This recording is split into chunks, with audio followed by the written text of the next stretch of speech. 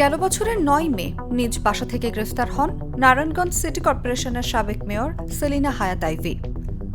বৈষম্য বিরোধী ছাত্র জনতার আন্দোলনে সংগঠিত হত্যাকাণ্ডের ঘটনায় ৪টি হত্যা এবং ২টি হত্যা চেষ্টা মামলা সহ মোট ৬টি মামলায় তাকে গ্রেফতার দেখানো হয়। অবশেষে হত্যাসহ বিভিন্ন অভিযোগে দায়ের করা পৃথক ৫টি মামলায় সেলিনা হায়াত আইভীকে জামিন দিয়েছেন হাইকোর্ট।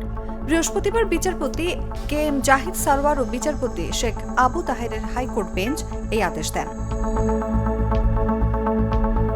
৫ মামলার মধ্যে রয়েছে বাস চালক আবুল হোসেন মিজি হত্যা মামলা, আব্দুর রহমান হত্যা মামলা, মোহাম্মদ ইয়াসিন হত্যা মামলা, পারভেজ হত্যা মামলা এবং পুলিশের ওপর হামলা ও সরকারি কাজে বাধা দেয়া। এর মধ্যে প্রথম ৪টি মামলায় নিহতের পরিবারের সদস্যরা বাদী এবং ফতুল্লা মডেল থানায় দায়ের করা। মামলার নথি অনুযায়ী ২০২৪ সালের জুলাইয়ে বৈষম্য বিরোধী আন্দোলনের সময় ঢাকা নারায়ণগঞ্জ মহাসড়কে এবং ভুইগড় দেলপাড়া এলাকায় গুলিতে নিহত হন বিভিন্ন বয়সী এই ৪ জন।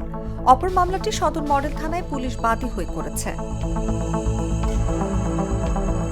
আইভীর বাসভবন চুনকা কুটিরে গত ৮ মে পুলিশ অভিযান চালায়। ওই সময় পুলিশের গাড়িতে ইট পাটকেল ছোড়া এবং ককটেল বিস্ফোরণের ঘটনা ঘটে। এ কারণে পুলিশ গত ১২ মে এই মামলাটি করেছে। আইভীর সমর্থক আওয়ামী লীগ ও সহযোগী সংগঠনের নেতাকর্মীরাও এই মামলায় আসামি করা হয়। ২০০৩ থেকে ২০১১ সাল পর্যন্ত নারায়ণগঞ্জ পৌরসভার মেয়র ছিলেন সেলিনা হায়াত আইভী। পরে নবগঠিত নারায়ণগঞ্জ সিটি কর্পোরেশনের ৩টি নির্বাচনে টানা জয়ী হন তিনি। নিউজ ডেস্ক, জাগো নিউজ।